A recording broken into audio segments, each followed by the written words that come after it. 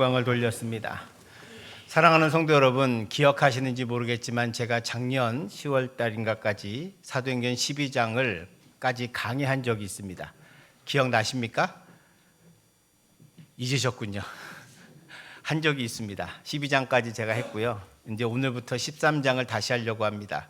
이유는 몇 가지 있는데, 저는 이 말씀을 통해서 우리가 다시 한번 초대교회에서 역사하신 성령의 은혜를 우리 모두가 다시 한번 체험했으면 좋겠고, 초대교회가 부흥하고 발전한 원인이 어디에 있는지를 우리가 오늘 다시 한번 되새기고, 그 말씀을 통해서 우리도 초대교회와 같은 성령의 놀라운 능력을 나타낼 수 있기를 간절히 축원드립니다.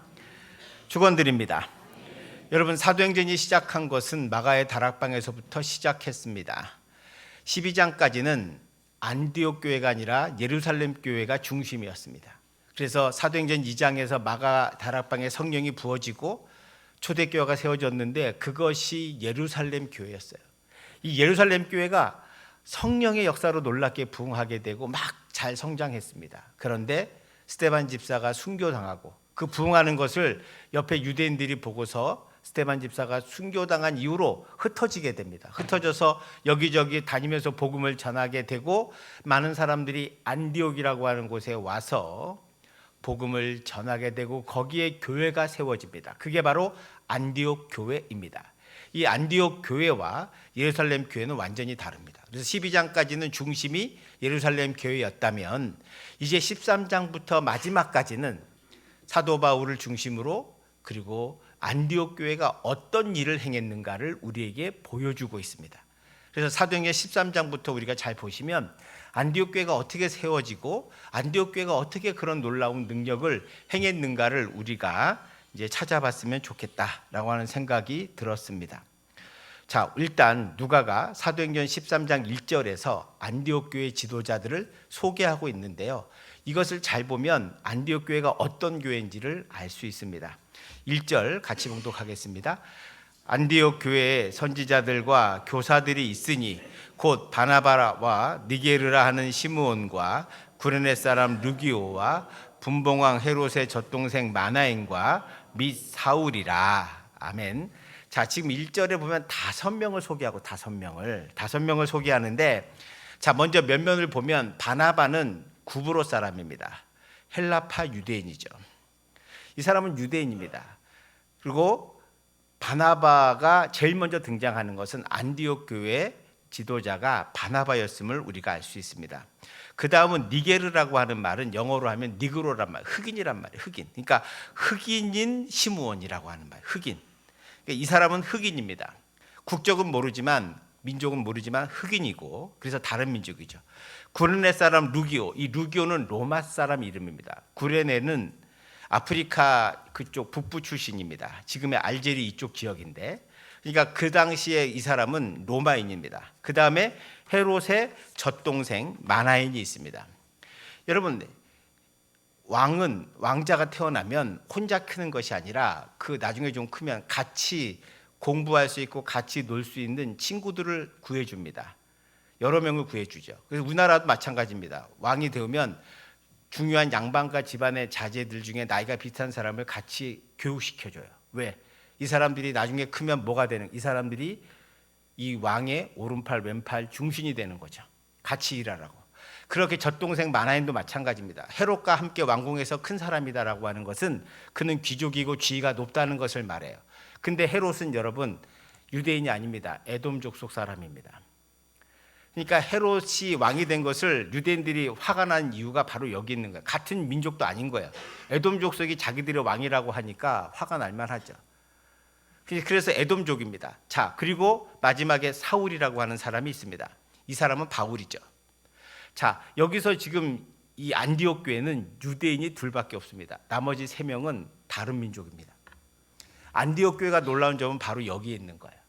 그러니까 예루살렘 교회는 헬라파 유대인이든 히브리파 유대인이든 다 유대인만 있었는데, 안디옥 교회 오니까 어떻게 돼요?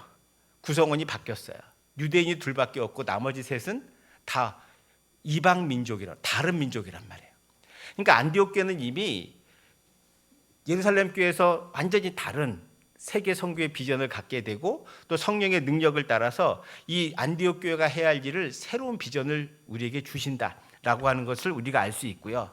쉽게 말해서 교회는 누구든지 올 수 있고 어느 민족도 상관없다는 거예요. 교회는 그런 개방성이 있어야 합니다.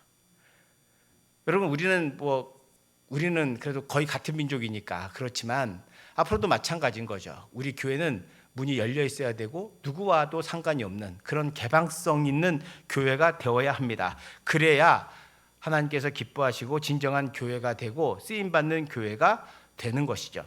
자, 이제 13장 1절만 봐도 우리가 예루살렘 교회와 얼마나 다른가를 알 수 있습니다. 자, 그럼 이 안디옥 교회가 무엇을 할까요? 2절 3절을 한번 보시겠습니다. 한 절씩 교독할게요. 주를 섬겨 금식할 때에 성령이 이르시되 내가 불러 시키는 일을 위하여 바나바와 사울을 따로 세우라 하시니,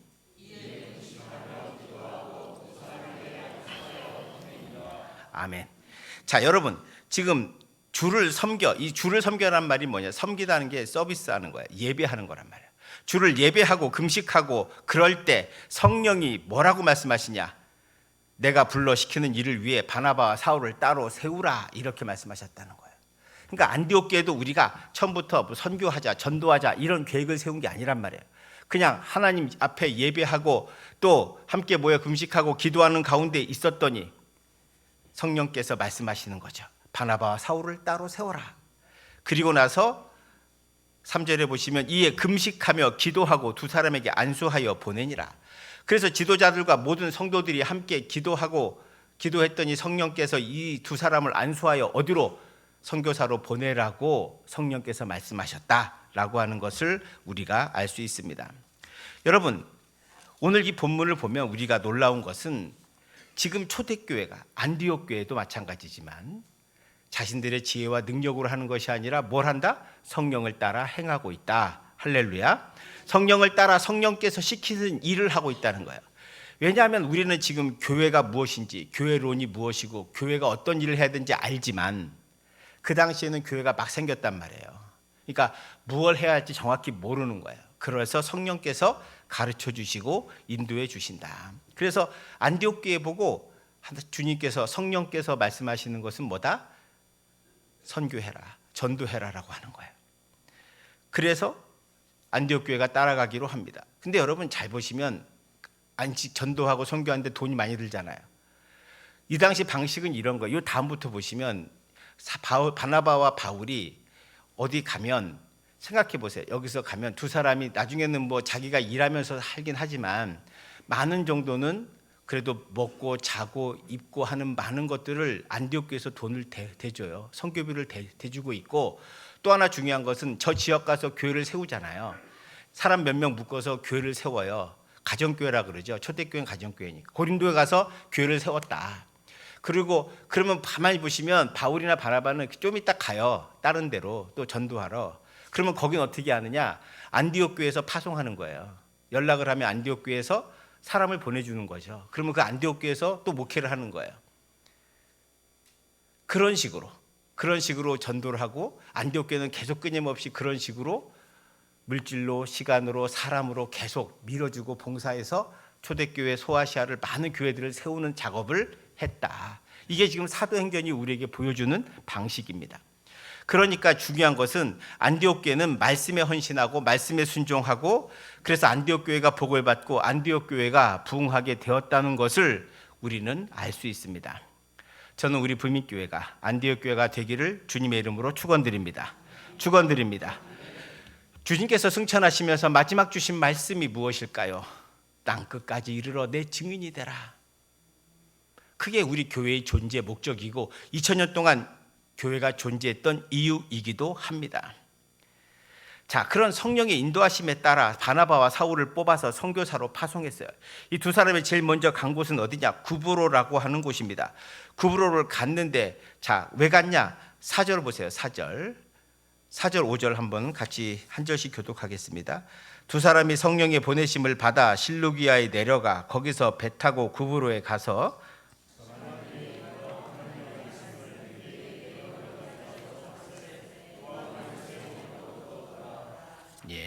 지도 한번 보여주세요. 지도. 제가 여러분에게 지도 하나 보일 텐데 보이십니까?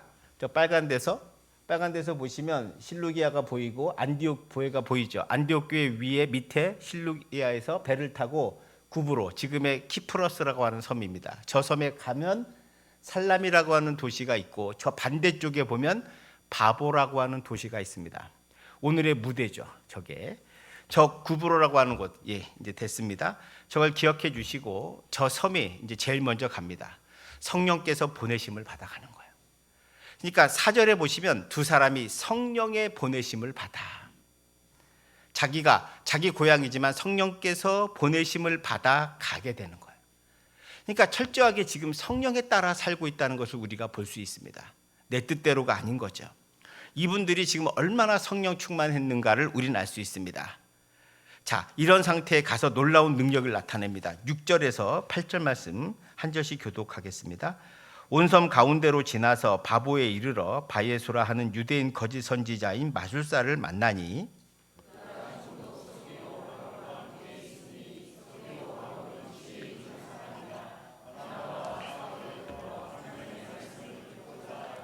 (8절) 이 마술사 엘루마는 이 이름을 번역하면 마술사라 그들을 대적하여 총독으로 믿지 못하게 힘쓰니 라고 되어 있습니다. 자, 지금 이 두 사람이 살라미에 내려서 그 반대편 쪽으로 가가지고 바보라는 도시에 갔는데 그곳에 서기오 바울이라고 하는 총독이 있었습니다. 이 총독이 바나바와 사울의 말을 듣고 흥미를 느껴서 자꾸 들어보려고 하고 믿으려고 하는데 그 옆에 바에수라고 하는 유대인 거짓 선지자 마술사가 하나 붙어가지고 못하게 하는 거예요. 쉽게 말하면 요즘 말로 하면 가스라이팅 한 거죠. 계속 못 믿게 하고 자기만 믿게 하고. 왜?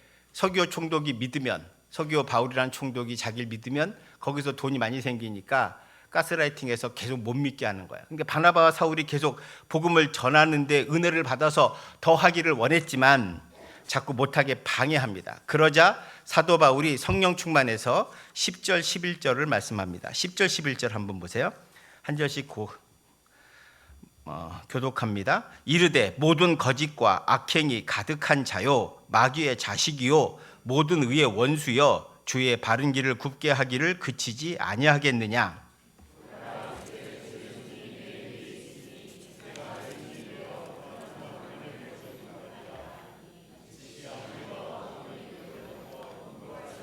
두루 구하는지라. 아멘. 자, 총독이 복음을 믿지 못하도록 애쓰던 마술사에게 사도 바울이 담대하게 말하면서 잠시 눈을 멀게 합니다. 그러니까 맹인이 되게 하죠. 맹인이 되게 하는데 얼마 동안 못 보게 한다는 걸 여러분 잘 보셔야 합니다. 왜 얼마 동안 못 보게 할까요? 육신의 눈을 못 뜨면 마음의 눈이 열릴 수 있고 마술사에게도 바울이 복음을 믿을 수 있는 기회를 주는 거예요. 왜냐하면 자기도 다메섹 도상에서 예수님을 만날 때 눈이 멀었었거든요. 비늘 같은 것이 덮여져서 사흘 동안 눈을 못 봤습니다. 그래서 사람들에게 인도받아서 다메섹에 들어가서 한 집에 쭈그리고 앉아서 사흘 동안 눈에 비늘 덮여가지고 말도 못하고 보지도 못하고 있었는데 아나니아가 와서 안수하면서 성경에 그대로 말하면 눈에 비늘 같은 것이 벗겨져 보게 되더라. 비늘 같은 것이 벗겨지는 거예요. 그래서 새롭게 본 거죠. 여러분 뭘 받겠습니까? 사흘 동안 암흑 속에서 예수 그리스도를 만난 거죠. 주님의 은혜를 경험한 것입니다. 그러니까 지금 이 사람이 나쁜 사람인데 마술사가 나쁜 사람인데도 불구하고 맹인을 만들지 않고 얼마 동안 해를 보지 못하리라 라고 하는 것은 얼마 동안 너는 눈을 감게 될 거다. 언제까지? 네가 다시 주님을 만날 때까지. 여러분 바울의 은혜를 베푸는 모습을 잘 보셔야 합니다. 고난 속에서 예수 그리스도를 만나기를 소망하는 마음이 전도자의 마음이고 이 전도자의 마음, 바울의 마음이 바로 여기 있다는 거예요. 아예 저 사람은 나쁜 사람이니까 눈을 멀게 하자 이게 아니라 저 사람도 회개하기를 원하는 마음을 잘 보셔야 합니다. 그렇게 해서 지금 그렇게 되니까 총독이 충격을 받죠. 12절에 보시면 이에 총독이 그렇게 된 것을 보고 믿으며 주의 가르침을 놀랍게 여기더라. 총독이 자기가 데리고 있던 그리고 거기에 그 말에 믿고 있던 그 마술사가 눈이 멀게 되는 것을 자기 눈으로 보게 되고 그러면서 바울과 바나바의 능력이 얼마나 놀라운가를 발견하고 그리고 예수를 믿게 됩니다. 초대 교회에서는 이 서기오 바울이 나중에 구브로에 큰 교회를 세우고 교회의 큰 일꾼이 됩니다. 이 사람이 나중에. 그래서 하나님의 은혜가 이렇게 임했다라고 하는 것을 우리가 볼 수 있습니다. 성도 여러분, 오늘 이 본문을 통해서 우리가 무엇을 봅니까? 저는 성령의 능력을 봅니다. 안디옥 교회 성도들이나 바나바와 사울이나 다 구브로 사람이나 모두가 느끼는 것은 뭐냐? 경험하는 것은 성령의 인도하심과 역사하심이 얼마나 놀라운가를 보게 되는 거죠. 성도 여러분, 저는 오늘 이 본문을 통해서 첫 번째로 저와 여러분이 성령의 능력이 아니고서는 전도할 수 없다는 것을 배울 수 있게 되기를 축원드립니다. 우리가 오늘 전도가 안 되는 것은 우리 힘으로 하기 때문입니다. 성령의 능력을 받지 못하기 때문이죠. 성령의 능력을 받아야 합니다. 그러기 위해서 우리도 기도해야 하는 거죠. 예배하고 기도하고 성령의 능력을 받기 위해서 간구할 때 성령이 여러분 이곳에 임하게 될 줄 믿습니다. 성령께서 역사하지 않으면 우리는 할 수 없습니다. 왜냐하면 전도는 근본적으로 사람의 마음을 바꾸는 거기 때문에 그래요. 사람의 마음을 바꾸지 않고 그냥 내가 건성으로 다니는 거면 얼마든지 우리가 할 수 있어요. 그러나 사람의 마음을 바꾸는 것은 어려워요. 여러분 남편이나 아내가 마음 바뀝니까? 결혼해서 바꾸는 거 어렵습니다. 그냥 고쳐 쓰는 거지. 그죠? 사람 마음 바꾸기 어려워요. 사람 마음을 바꾸는 것이 제일 어려워요. 저는 예수님의 제자들을 보면 그걸 알 수 있어요. 3년 동안 예수님을 따라다녀요. 3년 동안 주의 말씀을 듣고 공부해요. 3년 동안 주님의 기적을 봐요. 3년 동안 주님의 능력과 놀라운 것들을 다 배웠어요. 근데 바뀌었습니까? 안 바뀌었어요. 여러분 안 바뀐다고요. 이 사람들이 예수님을 따라다니면서 기적과 능력을 보고 저분이 메시아이라면 내가 저분께 따라다녀서 내가 성공하고 내가 높은 자리에 오르고 내가 돈을 많이 벌어야 되겠다. 이 생각 가지고 따라다녔어요. 이게 안 바뀌어요. 그러니 예수님이 잡히실 때 뭐예요? 다 도망가고요. 엠마오로 도망가고 갈릴리 호수로 도망가고 다 도망갑니다. 부활하신 예수님이 다 그들을 불러요. 찾아서 불러서 다 돌아오게 하고 부활하신 주님을 만나게 하고 그리고 40일 훈련시키고 승천하시면서 너희들 함께 모여서 예루살렘 떠나지 말고 기도하고 있어라. 그러면 내가 성령을 보내주겠다. 그래서 그들이 마가의 다락방에서 기도하고 있는 가운데 성령이 임했고 그 성령이 예루살렘 교회를 세우게 되었습니다. 그때 비로소 이들이 어떻게 돼요? 변해요. 그 겁쟁이 베드로가 담대히 복음을 전하고 성경 미문에 앉은 뱅을 일으켜 세우고 재판장에 가도 담대해요. 얼마 전에 너도 예수님의 무리 아니냐라고 했을 때 예수님을 저주하며 욕하며 아니라고 했던 이 베드로가 그 예수님을 죽인 사람들 앞에서 예수가 그리스도다라고 말해요. 이게 변한 거죠. 그 변함의 주체는 누구냐? 성령이십니다. 성령이 그렇게 만든 거죠. 사랑하는 성도 여러분, 성령 충만해야 복음도 전하고 성령 충만해야 사랑도 할 수 있습니다. 제가 여러분 인생은 해석의 문제라 그랬잖아요. 인생은 사건은 누구에게나 납니다. 자잘한 사건도 있고 큰 사건도 있고 어려움도 있고 고난도 있어요. 문제는 그것을 은혜로 해석할 수 있어야 된다. 은혜의 해석학을 해야 한다는 거예요. 근데 그렇게 하려면 여러분 힘으로 됩니까? 안 됩니다. 어떻게 돼요? 여러분이 성령 충만을 받아야 은혜로 해석할 수 있어요. 이만큼 다쳐서 다행이지 뭐. 교통사고를 나도 그렇게 고백할 수 있는 건 내가 힘들고 어려워도 주님께서 이 정도 감당할 수 있는 힘을 주셔서 감사합니다. 이제 지나갈 줄 믿습니다. 라고 고백하는 것은 여러분의 힘과 능력이 아니라 성령께서 주시는 능력과 힘인 줄 믿으시기를 축원드립니다. 성령 충만 받아야 사랑도 하고 봉사도 하고 전도도 하고 섬김도 합니다. 사랑 없이 성령의 은혜 없이 봉사하면 어떻게 돼요? 힘들어요. 본인이 시험 들어요. 누가 뭐라 그러면 상처되고 누가 뭐라 그러면 화나고 내가 여기서 왜 이러고 있나 고민하고 좌절하게 됩니다. 왜요? 교인들 가운데는 다 은혜 받은 사람이 아니거든. 다 성숙한 그리스도인이 아니란 말이에요. 미성숙한 사람도 있어요. 그래서 하지 말아야 할 말을 하기도 하고 안 해도 될 말을 해서 상처 주기도 하고 시험 들게 해요. 그러나 봉사하는 분들은 그걸 감당해야 돼. 그걸 감당을 어떻게 해요? 성령의 은혜가 있어야 하는 거예요. 성령의 능력이 있어야 하는 것입니다. 그래서 성령 능력 받고 저는 여러분들이 봉사하고 섬겼으면 좋겠습니다. 사랑하는 성도 여러분, 우리 모두 성령 충만 받아야 합니다. 초대교회가 했던 건 다른 게 아니에요. 기도하는 거였어요. 예배하고 기도하는 거. 저는 한국교회가 힘든 이유 중에 하나는 다른 게 아니라 기도하지 않기 때문이라는 거예요. 엉뚱한 데 관심 많고 다른 것, 교회 아무리 건물 좋고 이런 거 다 필요 없어요. 여러분 생각해 보세요. 교회는요, 세우긴 어렵지만 무너뜨리는 건 쉬워요. 인생의 하나님의 법칙 중에 하나는 세우는 건 어려워도 무너뜨리는 건 한순간이다.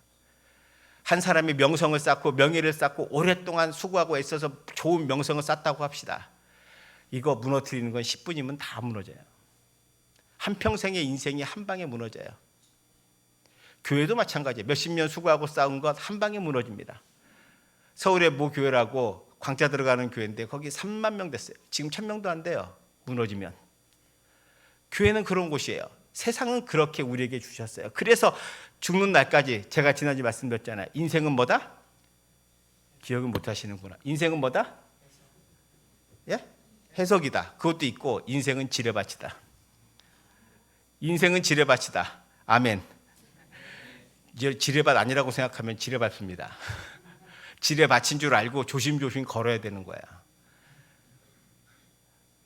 인생을 조심조심 걸어야 살얼음을 걷는 것처럼 살아야 살 수 있어요. 세상 사람들이 막 다니니까 막 밟고 터지고 여기서 터지고 저기서 터지고 그래서 인생이 불행해지고 괴로워지고 그래서 인생을 제멋대로 살게 되는 거예요. 성도 여러분, 인생은 주님께서 말씀하신 대로 조심조심 하셔야 돼요. 그리고 그 길을 잘 가야 돼요. 저는 우리 성도는 여러분, 저는 한국 선교사들 오신 것 보면서 느끼는 것은 120년 전에 이 땅에 그들이 무슨 마음으로 왔을까? 그것도 태평양 건너서 100일, 그건 한 달을 배 타고 와야 돼요. 그중에 그것도 지금처럼 좋은 배들도 아니고 멀미도 엄청 할 뿐더러 잘못하면 풍랑 만나고 태풍 만나면 쓰러지고 파손하고 그렇게 못 오는 배도 한 3분의 1은 못 왔어요. 3분의 2만 오고. 한 번 가면은 이제 영원히 부모님 못 보는 거예요. 자기 고국 땅 올지 않을지도 모르는 거예요. 지금처럼 비행기 타고 몇 시간이면 가는 데가 아니거든. 한 달을 걸려서 와야 돼요. 조선이란 땅 어딘지도 모르고 지도에 있긴 있지만 와서 여러분 그들이 보리밥 먹고 된장국 먹는 게 우리는 좋지만 그 사람들은 한평생 먹어보지도 않은 거예요. 그들이 다 보통 평균 나이가 28, 29이에요. 대학 졸업하고 신학교 졸업하고 아니면 의사 면허 따서 바로 오는 거예요. 그래서 여기서 자기 인생을 뼈를 묻는 거죠. 왜요? 누가 그렇게 해서? 성령께서 그렇게 하시는 거예요. 자기 힘과 능으로 뭐하러 여기 와서 고생하겠습니까? 편하게 있지. 그러나 그들의 눈물과 그들의 헌신이 있었기에 지금 한국 교회가 존재하는 거예요. 우리 믿음의 조상들이 눈물 흘려 철야기도 하고 새벽기도 했기 때문에 저와 여러분 이 나라 이 민족이 이만큼 큰 거예요. 우리가 우리 자식들에게 줄 수 있는 게 뭡니까? 땅 문서 주려고 하십니까? 아니에요. 기도하셔야죠. 우리가 그들에게 정말 줄 건 가장 확실한 건 성령의 은혜를 베풀어 줘야 합니다. 여러분 나라도 제대로 우리가 기도하지 않으면 무너지는 건 금방이에요. 아르헨티나가 80년대 세계 7위였던 거 아십니까? 땅도 크고 자원도 무지 많습니다. 정치 망가지면 저렇게 금방 무너져요. 우리라고는 안 그럴 것 같습니까? 우리 믿음의 사람들이 해야 할 일이 뭐예요? 기도할 일이에요. 먼저 성령의 능력을 받으셔야 돼요. 그래야 우리가 여러분 성령 충만 받아야 주님이 주시는 음성도 듣고 우리가 해야 할 일을 알게 될 줄 믿습니다. 성령을 받으면 또 하나 받아야 될 이유가 있어요. 두 번째는 못 보던 것을 보게 돼요. 저는 이게 놀라운 건데 여러분 새로운 비전을 보게 됩니다. 제가 몇 주 전에 인생은 내비게이션이 성경이라고 말씀드렸어요. 우리 인생의 성경은 성경이 왜 주셨냐? 그게 인생의 내비게이션이다. 근데 여러분 차 타고 다니면 내비게이션 다 있잖아요. 유용하죠. 안 가본 데 가는데 참 좋습니다. 근데 내비게이션을 안 쓸 때가 있어요. 그때가 안 쓸 때가 뭔지 아세요? 두 가지예요. 하나는 길을 알 때, 또 하나는 목적지가 없을 때. 여러분, 내비게이션을 안 켜는 이유는 길을 알 때입니다. 그리고 두 번째는 목적지가 없을 때예요. 아무리 좋은 내비게이션을 가지고 있다고 하더라도 목적지가 없으면 아무짝에 쓸모가 없는 거예요. 성도들이 왜 성경을 말씀대로 살지 않을까? 가만 생각하니까 이거예요. 목적이 없는 거예요. 내가 인생에 목적이 없어요. 여러분 다 목적이 있죠? 여러분 가정에, 여러분 인생에 비전과 목적이 있습니다. 그럼 그거 말고 신앙의 비전과 목적이 있냐고요. 여러분이 정말 내가 집사가 되고 장로가 되고 권사가 되고 무엇이 되어서 내가 하고자 하는 비전이, 성령께 주신 비전이 있냐고요. 그게 없더라고. 그러니까 성경을 킬 필요가 없는 거예요. 내비게이션을. 왜? 목적지가 없으니까. 그래서 그냥 펌으로 두는 거예요. 성도 여러분, 인생의 내비게이션이 성경 말씀대로 사는 게 그냥 사라지는 게 아니더라고요. 그게 목적이 있어야 되는 거예요. 그래서 목적을 입력해야 어딜 간다고 내가 예를 들어서 안디옥 교회처럼 선교하겠다. 선교에 딱 치면 선교를 하기 위해서 무엇을 해야 되고 두 사람을 세우고 기도하고 봉사하고 누구를 보내고 이런 비전들이 세워지는데 우리는 교회 와서 예배드리고 그리고 그 이후로는 비전이 없어요. 그러니까 성경 말씀대로 살 이유가 없는 거죠. 성도 여러분, 한번 잘 생각해 보세요. 여러분, 이제부터 우리 모두가 성령 충만 받아서 뭘 해야 돼요? 비전을 보셔야 될 줄 믿습니다. 비전을 보셔야 돼요. 목적지가 있어야죠. 베드로가 성령 충만 받고 뭘 하냐면 안진뱅이를 고치고 밖에 나가서 복음을 전하기 시작해요. 복음 전한 건 그들이 전한 게 아니에요. 성령께서 시키신 거란 말이에요. 지금 안디옥 교회를 세우고 있었는데 안디옥 교회에서 예배하니까 성령께서 두 사람을 따로 세워라. 그 사람을 통해서 이제 너희들이 전도해라, 선교해라 라고 말씀하시는 거예요. 주님께서 말씀하신 마지막 명령이 뭐예요? 땅끝까지 이르러 내 증인이 되라. 그게 교회의 존재 목적입니다. 전도하고 선교하는 거예요. 그러기 위해서 저와 여러분들이 뭐 해야 돼요? 성령 충만 받아야 할 줄로 믿습니다. 성령 충만 받아야 할 줄로 믿습니다. 그리고 초대교회 오늘 모습을 보면 안디옥 교회가 했던 게 뭐냐? 기도하는 거였어요. 기도. 여러분, 기도해야 합니다. 기도해야 성령의 능력이 나타납니다. 성령이 임하는 건 여러분이 잠자고 있을 때가 아니에요. 마가다락방에서 함께 모여 기도할 때 성령이 임하는 역사가 마가다락방에 임하고 초대교회가 그렇게 생기는 거예요. 안디옥 교회도 역시 여전히 금식하고 기도합니다. 우리가 금식은 못할지어도 기도는 해야죠. 기도하셔야죠. 기도하면 성령이 임하고 성령의 역사가 임합니다. 이 시대에 나가서 교회 복음 전하기 어렵다. 교회가 비난을 많이 받는다. 맞습니다. 왜 그렇게 됐냐? 저와 여러분이 성령의 충만함을 못 받기 때문이에요. 아니 그러면 이 당시에는 뭐 칭찬받았겠습니까? 초대교회는? 초대교회는 나가서 전하기만 하면 다 믿었겠습니까?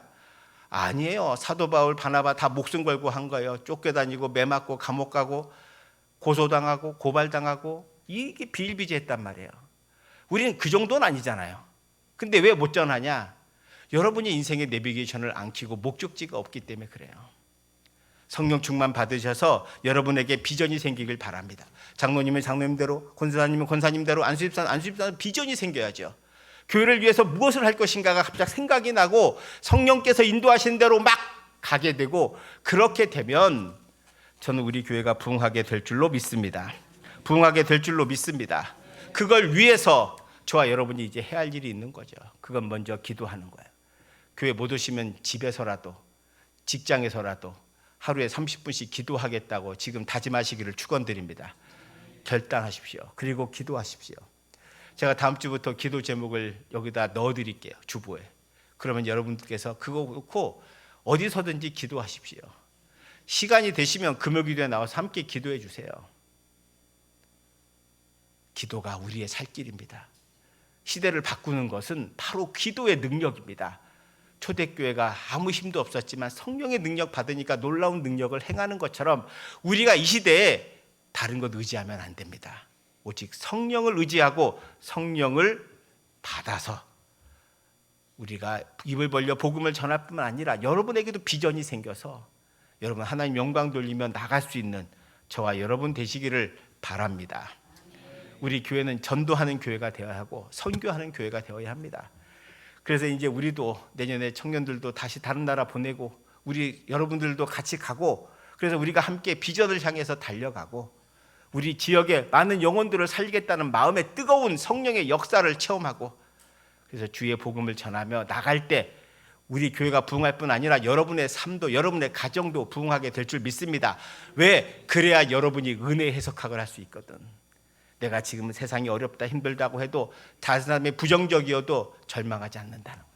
민수기 11장 28절의 말씀, 24절의 말씀, 하나님이 분명히 이스라엘 백성들에게 말해요. 내가 맹세하노니 내 귀에 들린 대로 행하겠다. 그래서 결국 불평하고 원망하던 이스라엘 1세대는 40년 동안 너희는 여기서 못 나간다, 여기서 죽어라. 다 죽었어요. 1세대는 가나안 땅 문 앞에 가보지도 못하고 다 죽어요. 여호수아 갈렙만 빼고 나머지는 다 여기서 끝. 왜? 자기들이 그렇게 말했으니까.